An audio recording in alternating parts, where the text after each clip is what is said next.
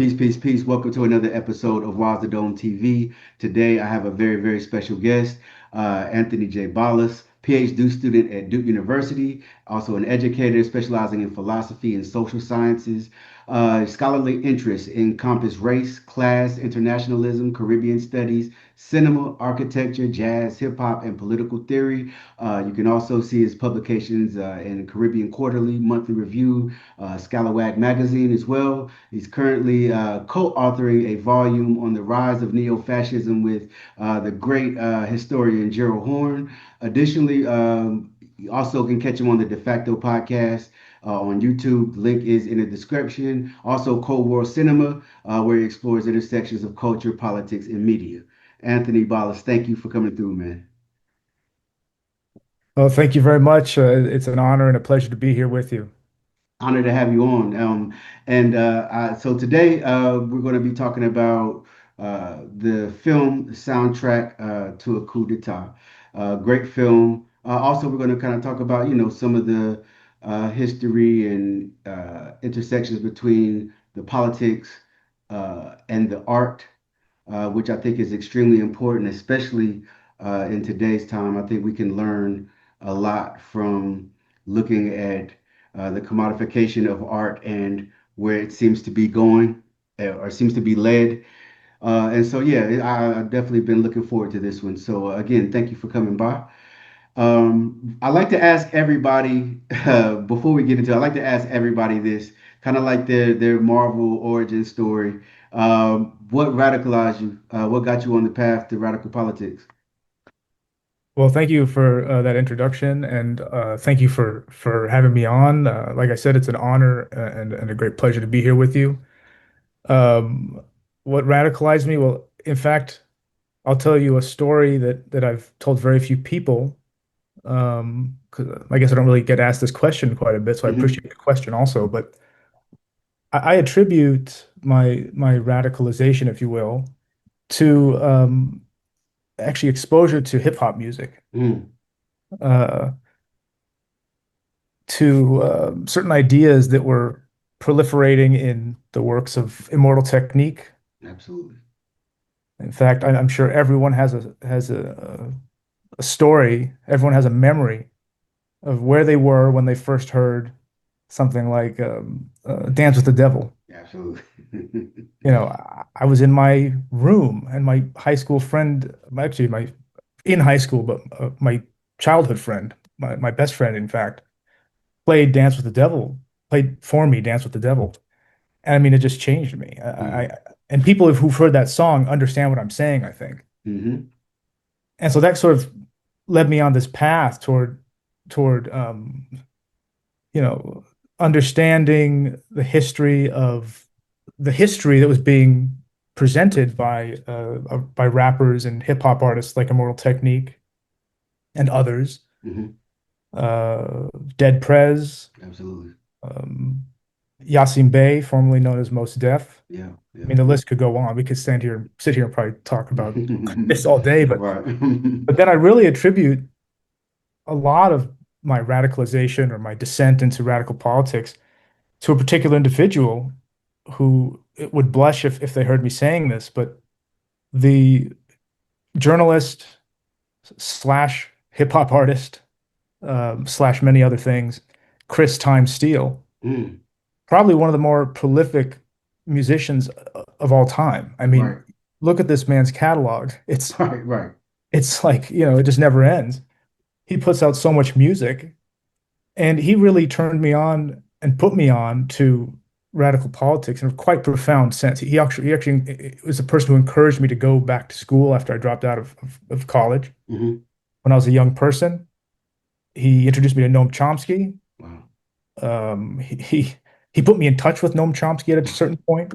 Nice. He also put me in touch with Gerald Horne Oh, wow. That's how you met Gerald Horn. as well. Yeah, Nice. I asked Chris a question. I was writing my master's thesis. So this was probably 5 years ago, maybe. Hmm. I was writing my master's thesis maybe 4 years ago, and I had this question about post offices and radical politics. It's this long thing. I won't rehearse it here, but Mm, I asked Chris, "Hey, Chris, you know, you have a history degree. He's also an educator, by the way. mm, Do you know anything about this?" And he said, "You know what? You should ask this guy, Gerald Horn." mm. And he gave me his email, and I remember emailing Dr. Horn and and thinking, oh, you know, these academics, they're not going to get back to you. Maybe they will, maybe they won't. Right. And he got back to me in 4 minutes Wow. with sources, with people to contact, with recommendations. I mean, it was just incredible. And so that's sort of was this primal moment in Hmm. my academic career that I Hmm. have to attribute to and give credit to Chris Time Steele, my someone I consider a mentor and a great friend as Yeah. well, a comrade. So that's sort of a quick, you know, No, that's dope. story, I suppose. No, that's really dope because it just shows the power of what art can do, right? And um, before we even go, like sometimes whenever you're talking with Dr. Horn, are you ever just like in awe at how much he has up there? Like it's I mean, sometimes it's just it's crazy, right? Like yeah, it, these philosophers, they like to talk about the sublime. Mhm. This, Mhm. these experiences where they sort of break the bounds of rationality, and you're not quite sure how to cognize what you're experiencing. And that's honestly, I think the effect that he has on people Yes, who read with his work and who watch him speak or who read his books or whatever it might be. It's really something special. You know, I think that anyone who has ever read his work or seen him speak marvels at that fact. And then, of course, you realize it's not sublime because a human being is actually doing this thing. absolutely. You know? Right, right. So so yeah, to answer a quick answer to your question, yes. Yeah, I always feel like every time after I'm done talking with them, I'm like, I gotta study more. Like, what am I In doing? fact, I totally sympathize. So as far as soundtrack to a coup d'etat, I watched it again yesterday, and I was also kind of going through uh, King Leopold's Ghost and White Malice, the CIA and covert recolonization of Africa. Hmm. Uh, just like kind of show books for the audience sometimes if they ever want to, kind of further their own Sure. studies on the said topic. But one thing that's, I mean, first off, just you everything is archival footage, right? I thought that was pretty amazing. Also the music in it.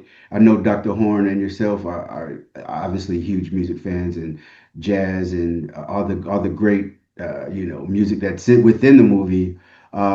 Just a really dope movie. I know they're watching it again. There's certain times where you just kind of want to grab through the screen and just like because it's the way they so nonchalantly talk about murder and colonization is like yeah but what were your overall impressions of the movie when you first saw it and what did the film do I guess politically emotionally intellectually that struck you as different or just your overall thoughts of the film. Sure. Yeah. When I first saw it, I was quite taken by it. I Hmm. really thought it was something special, and I remember actually seeing a preview for it. It was also very compelling. Just the use of image and sound and text all together. I mean, it's quite incredible aesthetically, just for that Yes, reason alone, I would say. absolutely.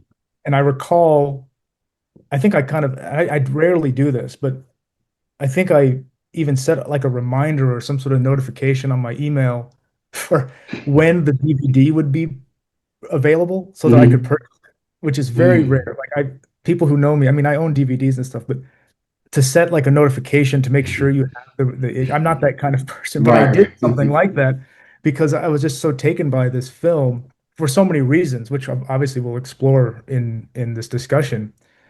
But one point that I really want to make, just having to do with films that, well, let me put it this way.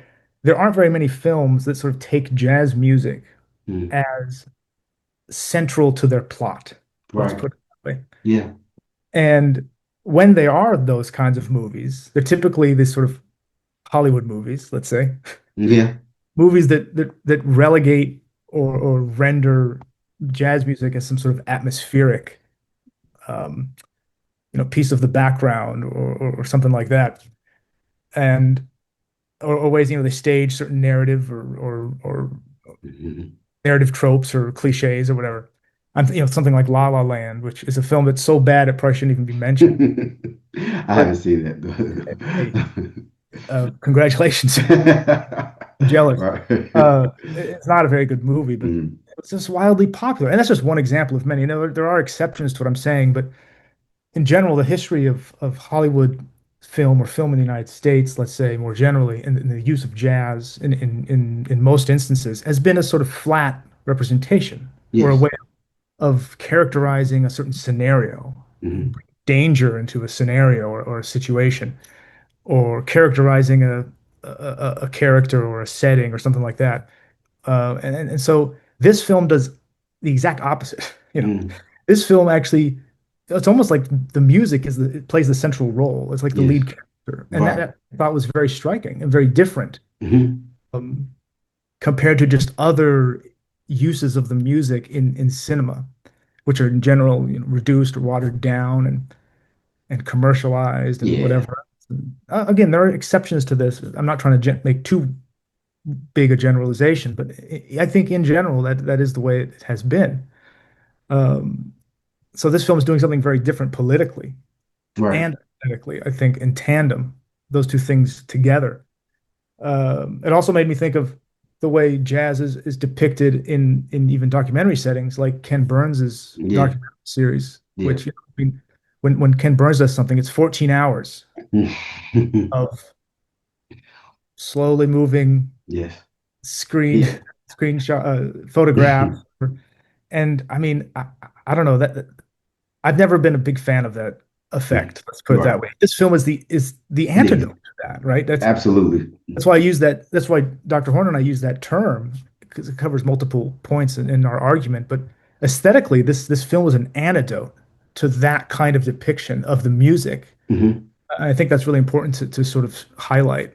Oh yeah, I totally agree, and I even appreciate you bringing up like the Ken Burns documentary. I mean, I think I've probably watched it a couple of times, and obviously it has some great history in there. It's also kind of framed in certain aspects in a way where I don't 100% agree with as this purely American phenomenon.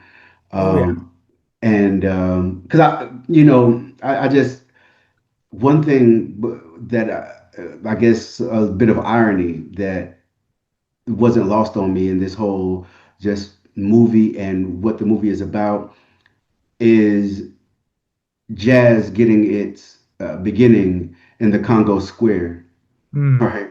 In a place in New Orleans where enslaved Africans would meet and play their instruments and play music and how the CIA in the 60s, 50s, and 60s turn around and use jazz ambassadors uh, uh, as a Trojan horse, yeah. and we'll get into that. To spread democracy the American way, right? And Right. that wasn't lost on me. But when when it shows, I guess Louis Armstrong's concert in the Congo, which just even you know, I guess the position that the United States of America put Louis Armstrong in, right? Because he had already in some I guess segments of the black community was already they already kind of saw him in a way that wasn't always flattering, and Hmm. to put him in this situation in this and to use him and his concert as a Trojan horse. Um, for the assassination of Patrice Lumumba, and then him being so angry that he was like, "I'm going to denounce my citizenship," and Hmm. move to Ghana. I think that was an extremely, um, I don't know, that kind of hit me a little bit. Yeah, absolutely. I think that's one of the central sort of contradictions that Yeah, the film explores. And I think the right. film explores this contradiction or situation delicately. Yeah, it does. It really And does. which, good, credit to Johann Grimmenpré for handling it so deftly because that you're right to point that out. And especially the way that Armstrong has been positioned or had already been positioned. Hmm. Thinking of Miles Davis, the way he writes, and this may be from his autobiography, I could be mistaken. He writes something about how he loved Satchmo. Hmm. Satchmo, for some of your listeners, probably do know, but that's Louis Armstrong, nickname of Louis Armstrong. He loved Satchmo, but he just didn't like when he smiled. Mm. Mm. And that little tidbit also just sort of highlights this position that he's put in. I mean, he Right. also was in these films, at least one film. I think the film is called Black and Blue after one of his, very ultra famous tunes, which is featured prominently in this In the movie, documentary. yeah. Hmm. Where he sort of has this, there's this typical Hollywood primitivized sort of version of him, and it's very unbecoming. But the film handles it delicately and doesn't just shun him for this fact, which I Yes, think is appropriate because I think it's unfair to do that I agree. personally. Hmm.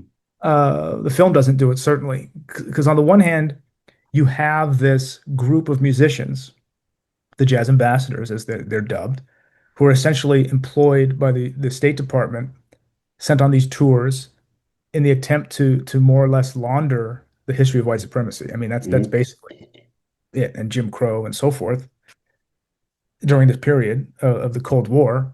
And so there is a kind of duality here, I guess, between figures like Roach and figures like Louis Armstrong, figures Yes. like Louis Armstrong and figures like Abby Lincoln, for instance. Hmm. But it's probably not fair to draw too hard a line Right. in them, just given this fact of their biography of their biographies alone. Hmm. To simply say that they're at odds because of this is just historically inaccurate, Right. as much as it is just unfair to someone like Armstrong. I mean, Armstrong's talents and his image were co-opted Hmm. and Hmm. employed to these ends and used as a vehicle. You call it a Trojan horse, which is, I think, maybe the way we characterize it in the piece. Also, I can't remember, Yeah. but um, his image was also, he was also wildly popular, and that's Right. something we need to take note of. That Yes. there, he was Because only used didn't they as say whenever he touched down in Accra, it was like 200, the concert had like, well, was it Accra or because I did he think, go to Accra first and then to Congo? I actually don't remember the order, Hmm. but I know that when he was in Katanga, Hmm. he I think it was literally That's what they, hundreds of yeah. thousand or something like that. I Yeah, mean, which is crazy, think that right? a massive crowd of people to meet you at an airport that you're playing for because of your wild popularity and you're beloved. I mean, you're an icon Right. uh, of the music and so forth. And so when he's used as a cover for these machinations of these intelligence forces who are colluding, as you mentioned, and as the film of course explores this to oust and eventually culminate in the assassination of Patrice Lumumba. That's just a serious betrayal. Yeah. He was betrayed, and that of course justifies why he was so livid, Hmm. why he threatened to renounce his citizenship and move to Ghana as a result and expatriate because he was Right. wrong. And so I credit the filmmaker for focalizing that fact alone. Yeah, He's absolutely. not just duped into doing this. He was betrayed, like many others Right. were. And I do, I'm with you. I appreciate how they handled that in the film. It really, because they could have been sloppy with it and made people view Armstrong as someone who was traitorous but no, they didn't do that, and I really appreciate that. Right. And even in, can you, uh, I guess, for the people who haven't seen the movie or don't know the history, can you just kind of talk to the people about what happened as far as Sure. the concert in Katanga and what was going on with Patrice Lumumba and uh, the plot on his life? Sure. So, yeah, essentially, Louis Armstrong and others were deployed around the world as part of this U.S. State Department initiative, sort of strategy. The strategy of soft power is what it's often called, to sort of lubricate the path for United States power to take hold economically and politically in some of these regions during the period of the Cold War, where the United States was, of course, locked and engaged in this political standoff with the Soviet Union Mm, from 1947 through 1989, 90, 91, and so, right? And this film, of course, takes place in 1960, 1961. Mostly, there's some stuff that happens earlier, but for the yeah. most part, centralized on this moment, um, where Louis Armstrong is himself employed and deployed to the Congo to give a concert, and the concert is used as cover for the CIA, who's colluding with Belgian intelligence operatives, and I think even British intelligence Hmm. to find a way to oust this quote unquote nuisance, to use the words of it's either Eisenhower Yeah, or it was Harry Eisenhower. Yeah. Devlin, right? Yeah. Hmm. Patrice Lumumba, because he wants a unified, um, independent Congo. And he's, of course, democratically elected as the leader of the Congo to do this. And the during the time at which Louis Armstrong is deployed there, I say deployed, obviously I'm sort of ironically, because he's deployed there in the sense of um, strategically, Hmm. but he's on tour there is what I should say. Right. But as a sort of agent of soft power, he is deployed there also, and that's what allows these intelligence operatives to use his concert as cover to plan to form this plot and to fulfill this plot against Patrice Lumumba, which Eisenhower, according to Larry Devlin, who is the CIA station chief stationed in Congo at the time, um, to assassinate and oust Lumumba. Right? That's the whole goal here. Hmm. Um, and this is, early 1961 when this is taking place. And the film explores this moment, and the film explores this plot, and the film also explores the cultural and aesthetic surroundings in this region of time and this region of the world. So the film takes the Bandung Conference as part of its context from the mid 1950s, the non-aligned movement, um, uh, Nasser in Egypt, Sukarno in Indonesia, and so forth. Malcolm X is featured prominently in Yeah. this film. Fidel Castro is featured prominently in this film, and of course, Nikita Khrushchev is featured prominently in this He film. was his Right? he was going in. He was going in. I was like, Khrushchev was going in. He wasn't holding any punches. But go No, not at all. Not at all. ahead. Yeah, when he's pounding his fist Yeah. Took his on the shoe off podium. and pounding his Yeah. shoe on. So that's sort of the overall context that the film is exploring, and what and how and the role of the music Mm, yeah, in fomenting a political outpouring and fomenting a political movement, in support of, I guess you shouldn't say in support, you could say that, but against U.S. imperialism yeah, and right. these very machinations that we're discussing. Absolutely, absolutely. You know, you write about the musicians representing symbols of racial progress. And before I even actually go into that, in the article you also talk about people like who are entertainers, but not only entertainers, but Mhm. like Paul Robeson and how he got his uh, passport taken, right? And we're looking, just kind of want to throw that out there. When we think about entertainers, especially during these times, during the Cold War, and how they were either used as something that as you stated, as soft power to spread imperialism, or if they had politics like a Paul Robeson Mhm. or Du Bois, or like no, like you are enemy of the state at this point. But you're right, that a lot of these musicians represented or were presented as symbols of racial progress. But as we know, what was happening in America, that was far from the truth. Um, but how does this contradiction expose the function of racial progress as propaganda under empire itself, right? Because like we have this idea of, black excellence is often tied to something that is uh, assimilating into empire. And I'm pretty sure other marginalized groups have, similar slogans, sayings, and that are celebrating things that on, surface level may look like achievement, right? But at the end of the day, it's still it does nothing to expose the contradictions within empire. It actually makes people think that hey, this is possible for all of us. And absolutely. I mean, I think you put it very astutely there. And essentially, this narrative that you bring up of racial progress is sort of the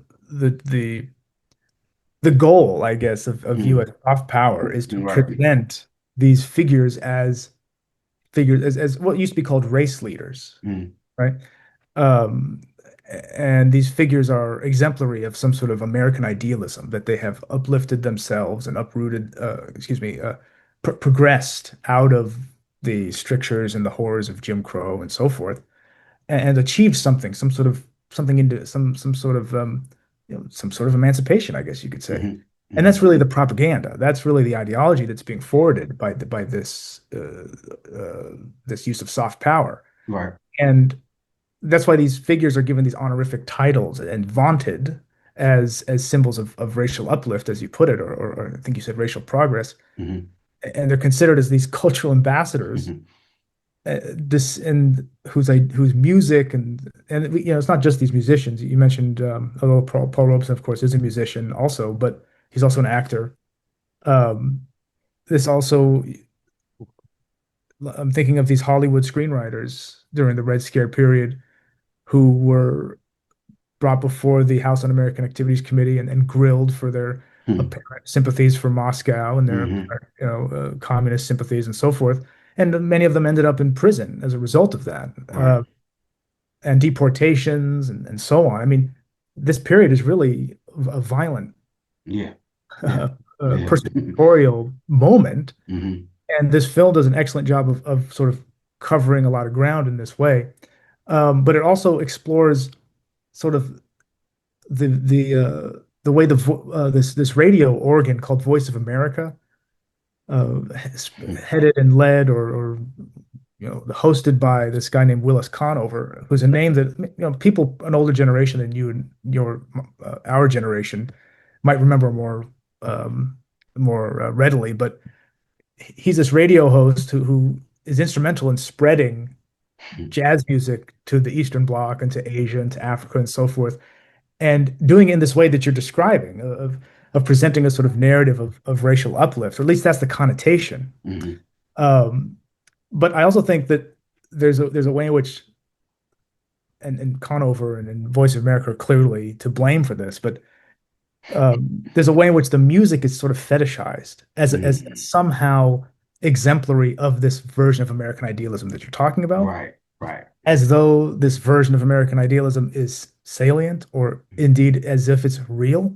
right? Mhm. Right. And I think people who are prone to believe this, something like this, racial progress that we're talking about, it's almost as though the music is the measurement for progress, as if chord progressions Mm. are the measurement for progress, Right. not other other measures for progress that might be You, economic or social, right? Things that the United States is not so keen on forwarding. So, you know what that reminds me of? Reminds me of uh, Jesse Owens in the Olympics Oh yeah. versus the Germans, right? Like he was, look at what we can do over here in America, but he doesn't have the rights of a real, true American citizen. Didn't they say in the movie like that I can't remember which artist they were it might have been Louis that they were talking about, but somebody was going to Russia, right, as a part of this program, and they were told not to talk about um, the condition of Black people in America. And they were like, I can't remember who it was, but I just found that to be funny because not really funny, is lack of a better word, but like if they were given the order to not talk about what's happening here in America, then I mean, that shows that they had the understanding that they were treating, African people as second class citizens, colonized people. But hey, that's our secret. We're not going to really talk about that much. You go over here and still spread some good old democracy the American way. I just thought that was an interesting tidbit. I think it might have been Louis Armstrong. It may have been. I actually I don't remember, unfortunately. Mm-hmm. I know that Dizzy Gillespie was also Mm-hmm. one of these ambassadors for a time. Nina Simone as well, right? Simone, Mm-hmm. but so I don't remember who it was, Yeah. unfortunately. But Duke Ellington also traveled to Moscow Mm-hmm. actually on one of these tours, and he was greeted. He's featured in the film, Mm-hmm. but he's not featured in this way in the film. But one of his biographers, I recall reading, uh, they compared his reception in Moscow, like Beatlemania in the United States, but like, Wow. you know, tenfold, you know. Wow. Wow. And that's something for people to take stock in, I think, and to really pause and really try to understand. You have these musicians who are so globally famous, Mm-hmm. so wildly and outrageously um, famous in countries that and so oftentimes they're received in these countries better than they're treated in the United States, obviously. And that poses a serious problem Right. for these these um, uh, these agents of soft power and of hard power in the United States. This is a very difficult problem. They need to find a way of taming that energy and using it towards their own ends, toward the ends of empire, essentially. And that's really what they're trying to bend the rod in favor of. Mm-hmm. And so, yeah, I mean, that's just, I guess I could keep ruminating on that if you'd like me. No, that's yeah, if you don't mind. I mean, I think that's an important part of the film, and it's a major contradiction, obviously, with uh, again what conditions were in America and what these artists were sent overseas to some kind of represent. It's I think the filmmaker he did a great job of show and just using archival footage, which I think is pretty dope. Abby, yeah, I think the first musician we see, one of the first that we see in the film is Abby Lincoln. But also, Max Roach and Nina Simone, they kind of appear as a counterforce in the film, refusing the kind of refusing, to go along with Empire, right? I thought that was dope to show that. But how do you see these artists as a part of a larger tradition of Black radical music? Because, like as you mentioned, it was music, it was hip hop that kind of got you personally on the path, and me too as well. I remember hearing, just I mean, it started from when I was young, like from hearing Public Enemy and all the way to Brand Nubian and Dead Prez and Immortal Technique. So it definitely sparked me as well. Not to go too much on a tangent, but how do you see these artists as again as a part of a larger tradition of Black radical music? Well, I'm going to say a couple things on that point. First of all, in my previous answer, I was talking about this sort of romanticized version of American idealism that gets packaged Hmm. along with these jazz musicians and sent abroad, right? Right. And the film was really lifting the veil on that and exposing that as a process, one. But then also, I'm thinking about the contrasting aesthetic theories, I guess, of jazz that position the music very is doing something very different than what you're seeing in this use of soft power, for instance. And I'm thinking of Edward Bland's Mm, 1959 documentary, The Cry of Jazz. It's a short film, really. hmm. It's about half an hour. You can find it on YouTube. I highly recommend it to Okay. anyone who is interested in this topic or just an appreciator of jazz and history or anything like that. It's really quite amazing. But in this documentary, if I remember correctly, the narrator, it's a narrated documentary. It's kind of interesting. It's kind of a hybrid thing. Hmm. The narrator is describing the chord changes Hmm. and the rhythm as being this oppressive, sort of incessant force Hmm.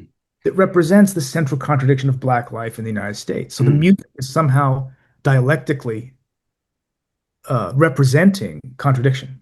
Wow. The melody is trying to break free and liberate itself Wow. from this incessant repetition, these chord changes.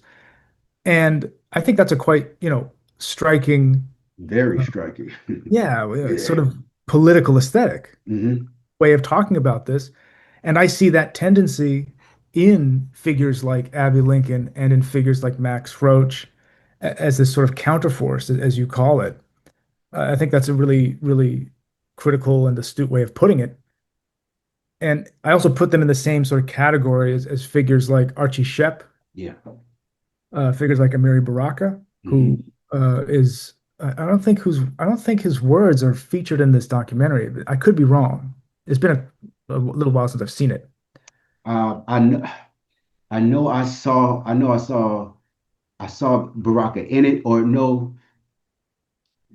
You know what? He might be somehow depicted somehow, right? He's depicted somehow. I can't remember how, or I don't think we actually have a clip of him speaking or anything like that. But I definitely think that there is in the beginning, I think that there is a quote from him. Oh, okay, that I mean Yeah. it would make sense, right? Mhm. Um, but figures like Abby Lincoln and Roach, they play together. They're married for a certain time, Mm. actually. Mm. They produced this Freedom Now suite. Love it.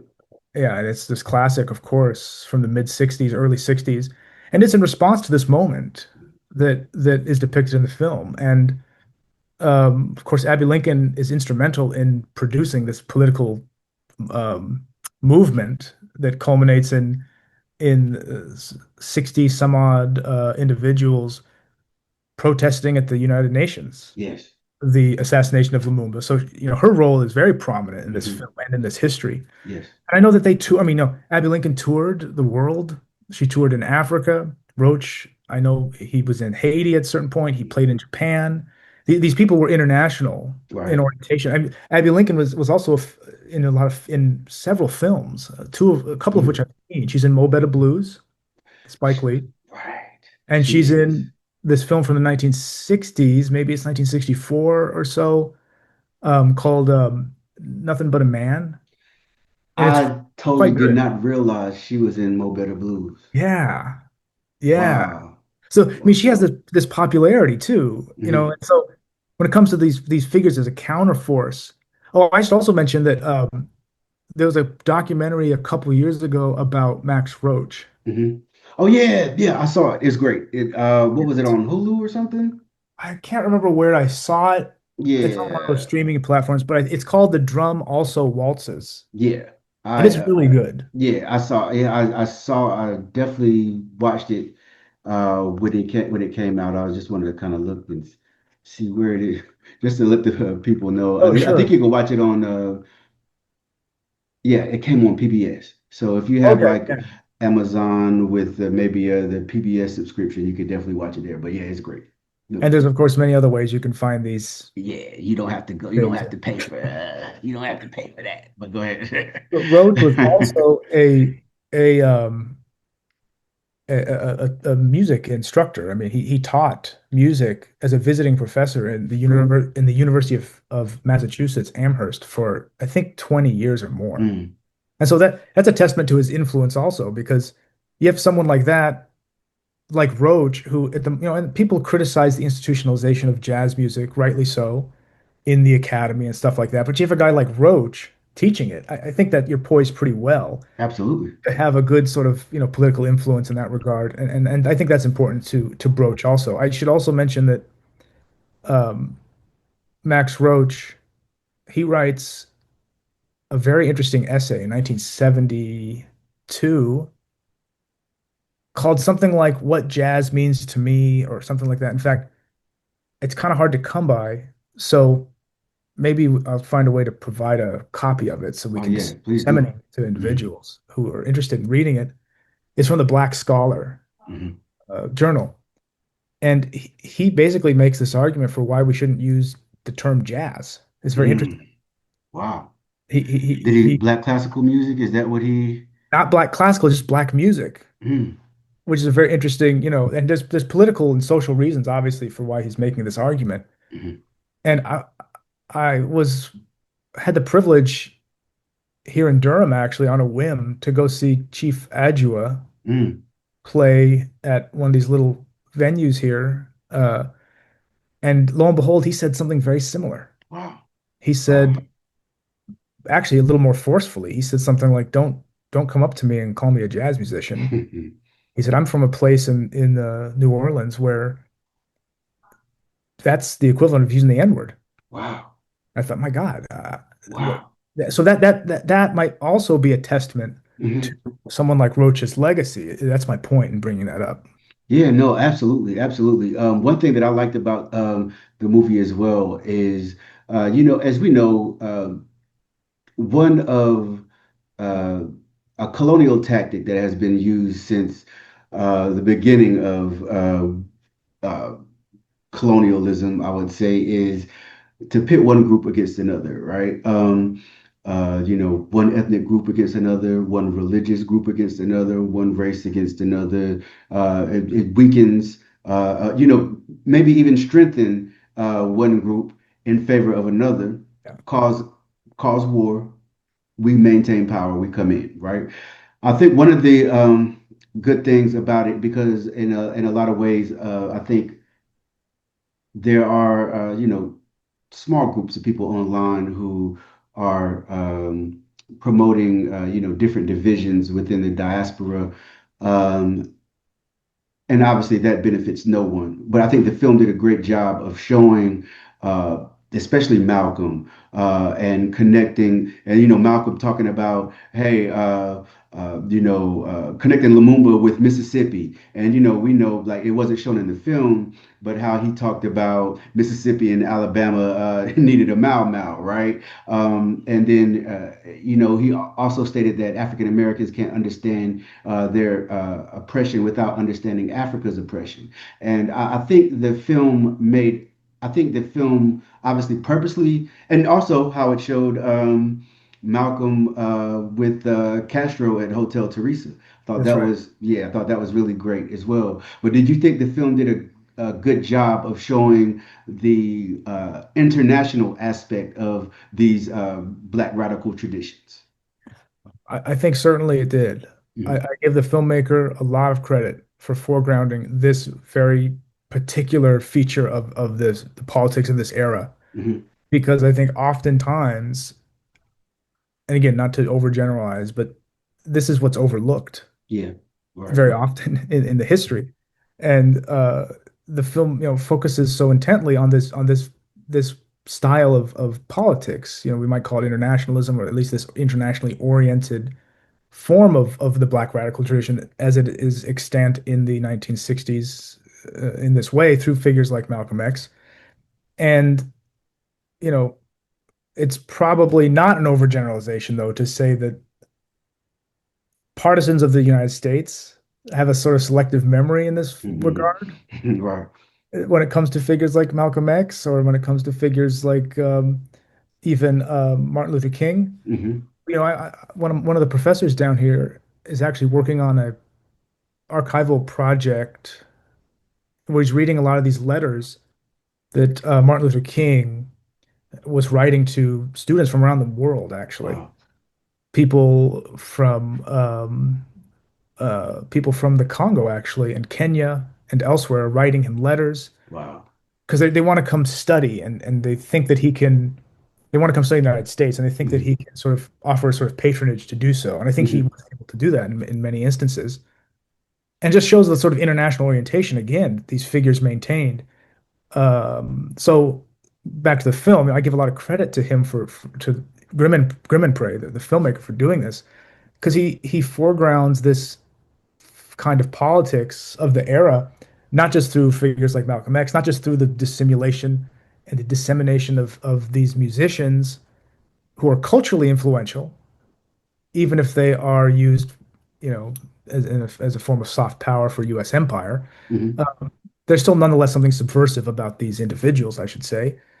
But also the Bandung conference, which you already talked a little bit about, and you mentioned this hours long conversation between Malcolm X and Fidel Castro, which takes place in Harlem at the Hotel Teresa. After, if I'm remembering correctly, after Castro has been kicked out of some other hotel. Yeah, Is that the and story? I believe so.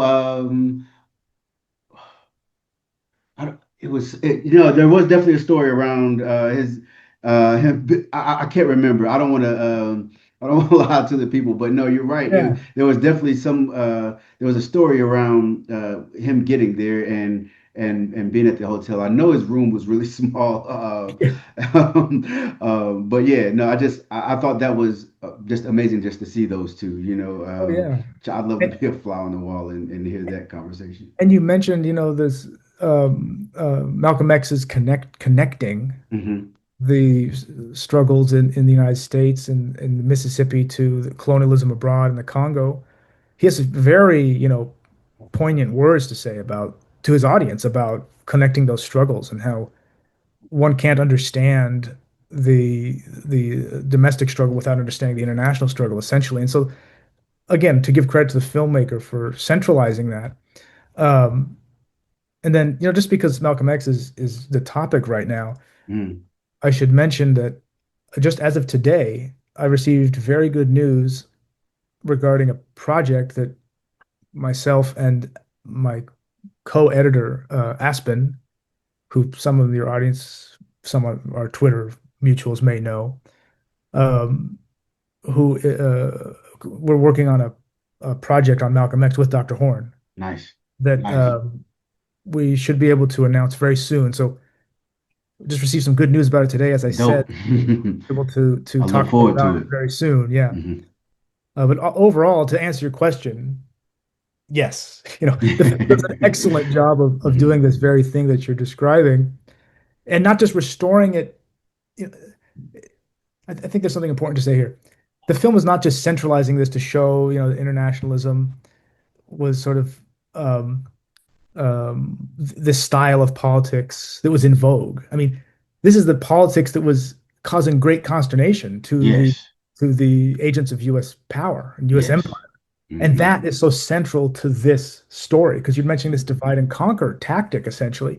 And that's precisely what was taking place in the Congo at the time. That is exactly what the Belgian intelligence agencies, the CIA, and this British intelligence agency and others were trying to manufacture in the Congo between Patrice Lumumba and Joseph Mobutu. Hmm. That's precisely the setting of this sort of civil unrest between these factions. And they are literally on camera admitting to it. Literally. Oh yeah, no, yeah. They just say it outright. Yeah. It's quite amazing. And so that same tactic is used abroad, it's used domestically, and I think that's the film is offering a commentary on that style of colonial conquest. And so you don't really get that in film form very often. I have to Right. emphasize that point. So it's really a special film for that reason alone. Absolutely. Absolutely.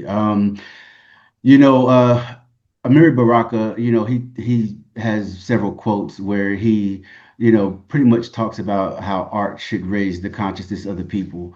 You talk about your journey into radical politics. Again, hip hop for me also was one of the sparks. Yeah, Um, who in 2025, because when we're talking about jazz, right? although I mean these again, you spoke earlier about the popularity of a lot of these jazz artists, right? And so when we're talking about now, yeah, we can talk about artists that are still keeping up with that tradition of using their music to raise the consciousness of the people, but it is not what obviously seen in the mainstream much. When we talk about, like you mentioned, Dead Prez, they were on Loud Records with Right. I mean, major record label with Wu-Tang Clan, 3 6 Mafia, right? I mean, they were. Um, they were talking about socialism and Fred Hampton, on an album, a mainstream album, right? Even I remember even back in the day when Killer Mike had a song where he talked about since Tupac and Kurt Cobain died, he said rock and rap is dead, right? But obviously he was saying that metaphorically, but in America, and we see the type of artists that are pushed. We see the type of music. It's a lot of it. It just feels like it comes from a conveyor belt, right? I mean, you Yeah. just insert artists here. You know, uh, where are we in the state of music and real, original, and authentic music that can inspire people to not only, learn more about the world, inspire people to again become radical? Where are we with that? Oh boy, that's a tough one. Yeah, Um, it's just something I think about a lot because I know what it did for me. You know what I mean? oh yeah, no, I totally get it. You know, this again would be a good point, a good place for me to plug my good friend and mentor, Chris Time Steele, who produces this very sort of music that you are Hmm. referring to. You can find him on Bandcamp and Spotify and all the other places Yeah, that all you the major find. DSPs. I mean, people who are sort of keeping that legacy alive of independent underground, the political hip hop. Um, but where we are, I mean, in a way, we're kind of where we've always been, which is the contradiction between capital and labor, Yeah. the contradiction between um, racialized forms of labor and forms of colonial capital. Hmm. And so, in many ways, the needle hasn't moved very much since the 1960s, which is the topic of this film.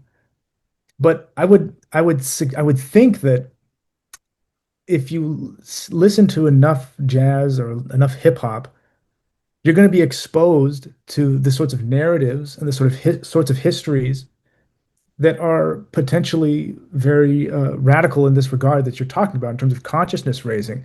But it requires a sort of critical listening and a sort of Yeah. attentiveness to the very Yeah. history. Sometimes these histories and these politics are right there on the surface, and everyone knows that they're there. Everyone, you have to do a lot of labor to sort of pretend like they're not there. Right, And right, so if right. you just listen attentively and acutely to these things, and if read and study their histories, they'll be quite evident, I Mm, think. And that itself is a sort of consciousness raising endeavor. Um, but in any case, I'm also thinking about something that there's another line from the film is John Coltrane where he's being interviewed about attending a Malcolm X rally in oh Harlem. yeah, yeah, yeah. It is. Ah, yeah, yeah. I meant to. Says, I might have wrote that quote down. if you can get it verbatim, because if not, I mean, the gist is something like music music elicits sort of an initial change in the minds of the masses or in the consciousness of the people, something like that. Yes. And I think that really gets to the root of what jazz and what music can do, hip hop. It's not that it introduces you to these ideas and then that's it. Hmm. It's really there's something more aesthetically rich happening. There's something more, in terms of this film also. I mean, this film is very dialectically, we spoke a little bit about this montage effect or this Yeah. the way the elements of the film are brought together. Hip hop is kind of the same way. I mean, all these different aesthetic elements kind of in collision with one another. The voice with the rhythm, with different repeated motifs and so forth. It's not like they're introducing you to these ideas and they're transmitting them seamlessly to you. It's almost as if, as John Coltrane is suggesting, they are the music is sort of introducing you to a moment where it's Hmm. giving you the right, or it's giving you the opportunity to choose Right, right, the right. politics and Yeah. to choose and affirm and espouse the histories that are being presented to you. And you can either go, okay, I don't want to think about that, or Hmm. I'm going to somehow incorporate that into my worldview.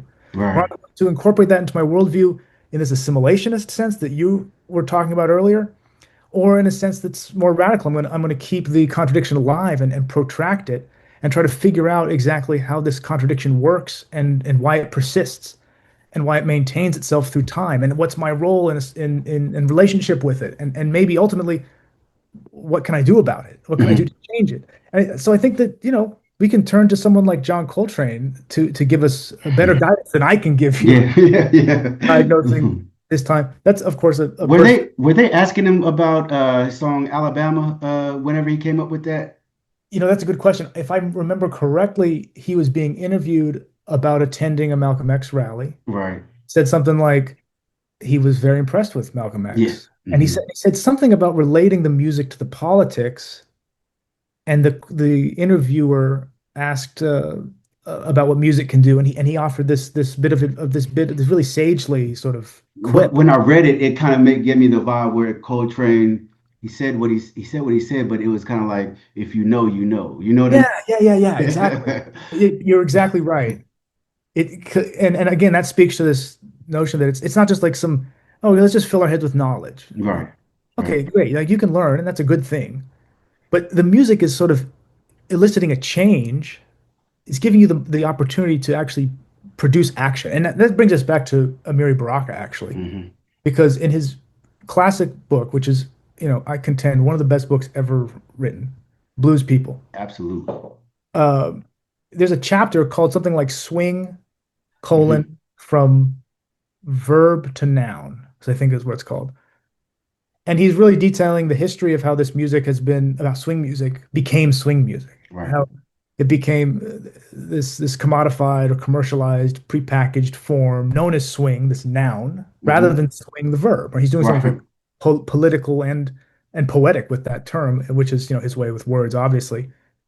And this film is trying to lift the veil on that process in a way and show you that these actors, these political actors, these musicians, and the music itself is politically active. Mm-hmm. You know, the music is not just coming from nowhere. It's not just this Hmm. myth of the internal genius, Hmm. where these musicians are naturally endowed with some sort of prowess to produce this sort of music. It's a labor, right? Hmm.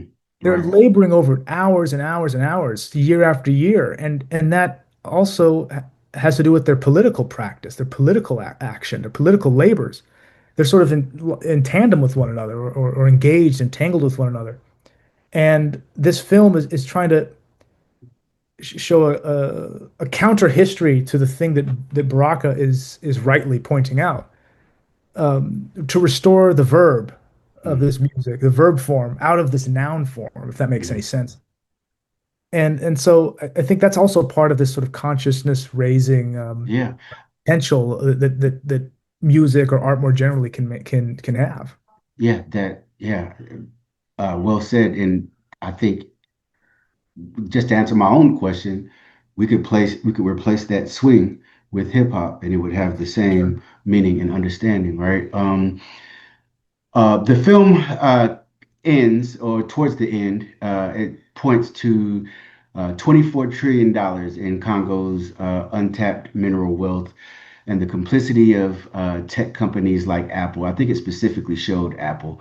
Um, how do you think the history of the Cold War coups, soft power, and resource theft connects to obviously present day economic colonization of the Congo? Well, I think it clearly maps onto the US's and the Western world's foothold in the region in terms of these multinational companies that you've described, that you mentioned, who are mining minerals. Um, these soft power strategies that we've been talking about has certainly lubricated the path for these corporations to take hold in this region, but also through, lubricated the path to hard power Mm, for more coercive means to take hold in these regions, destabilization, assassination, a series of coups and so forth, resource dispossession, and the eventual takeover by these structural adjustment programs, to use the euphemism, via the World Bank and the IMF and so forth. And this coup against Lumumba was sort of, um, oh, we've already discussed, it's internationally backed and executed, yep. but it sort of laid this groundwork for the region in terms of the United States maintaining a foothold there. Yeah. And so, and when I say the United States, I'm referring to these multinational corporations that you have mentioned, like Apple and Tesla, and Hmm. clearly so many NVIDIA others. and all of that. Yeah. Well, yeah, I mean, this is clearly the latter day contemporary iteration of this colonial process. Um, and I mean, the film, of course, explores this in terms of the Cold War era Hmm. and a different Cold War era today. Hmm. We Right. talk about the Democratic Republic of Congo. They have partnered with China in some of these Belt and Road initiatives, and so I don't think it's a stretch to suggest that the United States is currently embroiled in a sort of Cold War standoff with China in this region over these Yeah. very similar paradigm. Absolutely. I would agree. So again, to give kudos to Johann Grimmenpré for not just giving us this history from the 1960s, but showing how contemporary this history Yes. really is, right? Hmm. He brings it up to the present, which is very important, because I think it is correct to say that this process is connected clearly with what unfolds in the film in the 1960s and obviously beforehand. I mean, back to the Berlin Conference and in the 1880s, 1890s, and then back, of course, to the slave trade and so forth. I mean, this is one unbroken history. Right. Absolutely. And I think, especially, I mean, when we're talking about Central Africa and the Democratic Republic of Congo, and I know that I can't remember who said it, and I think I saw it multiple times within the movie, but they all talked about those that were going to colonize the Congo talked about that you could control Africa. The key to controlling Africa was controlling the Congo. And Yeah. it reminds me of the quote that within the movie that from Frantz Fanon, Africa is shaped like a gun Oh and the yeah. Congo is its trigger, right? And Mhm. so um, if they see a colonized Congo as the key to colonizing all of Africa, then that free Congo might be the key to freeing all of Africa. Anthony Ballas, man, again, I appreciate you for coming through. This has been really dope conversation.